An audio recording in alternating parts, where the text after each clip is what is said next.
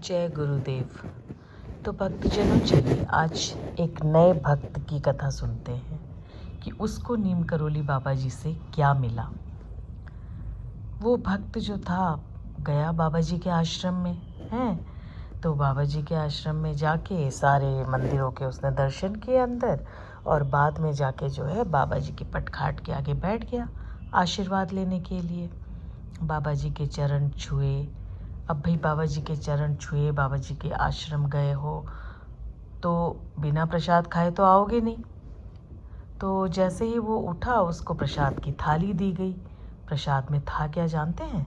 प्रसाद में था बहुत सारी पूरी, हलवा, सब्जी, मतलब मानो के 56 भोग, और हर भोग मज़ेदार। चिंता ये थी कि वो खाएं या ना खाएं, इस असमंजस में था। क्यों था? तो वही पता चला कि उसे तो हाई लेवल की डायबिटीज़ थी।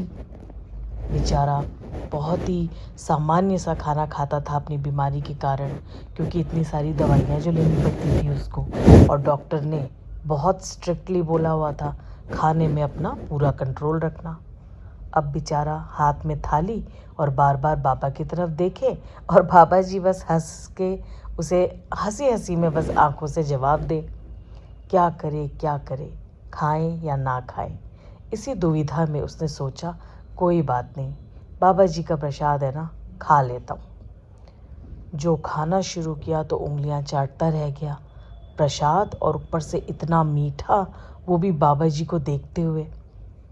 अब क्या हुआ कि रोज़ वो आए, बाबा जी के दर्शन करे और प्रसाद की थाली खा के चला जाए, ये जानते हुए भी कि इस थाली से, इस ऑयली खाने से, तेली खाने से उसको नुकसान हो सकता है।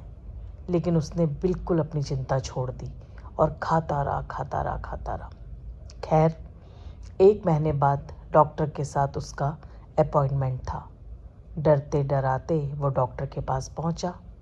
डॉक्टर ने सारे ब्लड सैंपल ले लिए और बोला भाई परसों आ जाना, सैंपल कलेक्ट कर लेना। परसों तक तो उस भक्त की नींद उड़ गई कि हे भगवान, पता नहीं क्या होने वाला है मेरे साथ। मैंने इतनी ज़्यादा बदपरहेजी जो की है, लेकिन कोई बात नहीं, अब जो भी होगा नीम करोली बाबा जी देख लेंगे। 3 दिन के बाद वो अस्पताल पहुंचा अपनी रिपोर्ट लेने। तो जो रिपोर्ट देता है ना, उसने कहा जाओ, डॉक्टर ने तुम्हें बुलाया है।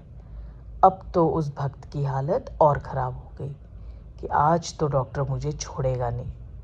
डरते डरते लाइन में लगा, बहुत देर इंतज़ार करना पड़ा। उस इंतज़ार में भी वो बेचैन ही रहा कि अब आगे जाके होने क्या वाला है। खैर, उसका नंबर आया और वो गया डॉक्टर के कमरे में। जाके डॉक्टर उसे देखे, वो डॉक्टर को देखे, तो बोले डॉक्टर जी जो कहना है कह दीजिए, बता दीजिए मेरी रिपोर्ट में क्या है, मैं सुनने के लिए तैयार हूँ। डॉक्टर ने कहा हम तो तुम्हें ज़रूर बताएंगे, लेकिन पहले तुम ये बताओ तुमने किया क्या इस बीच।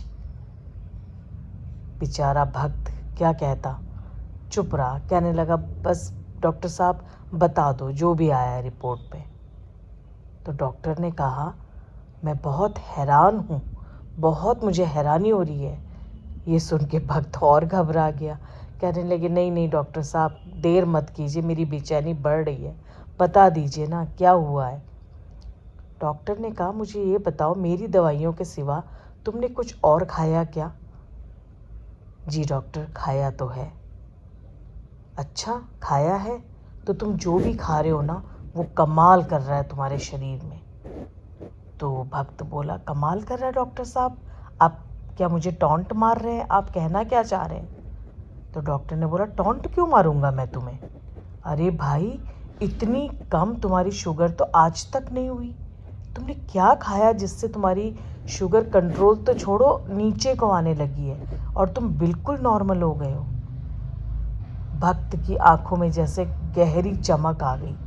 चमक यानी कि वो सीधे मानसिक रूप से बाबा जी के आश्रम पहुंच गया और बाबा जी को दिल से धन्यवाद देता हुआ खुशी से उछल गया। और उसने डॉक्टर साहब का धन्यवाद देते हुए कहा बस डॉक्टर, आपको आपको लगता है कि मैं जो खा रहा हूँ मैं वो खाता रहूँ? डॉक्टर ने कहा, हाँ बिल्कुल, जो भी आपका अभी रूटीन चल रहा है आप उसको लगातार फॉलो कीजिए।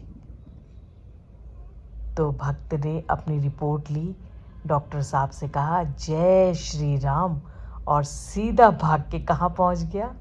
बताइए भक्तों, कहाँ पहुँचा होगा? जी हाँ, प्रसाद का वक्त हो रहा था। वो पहुँच गया नीम करोली बाबा आश्रम और सीधे बाबा जी के चरणों में अपना सिर झुका दिया। देख रहे हैं भक्ति में कैसी शक्ति होती है। फिर मिलूंगी आपसे। नमस्कार।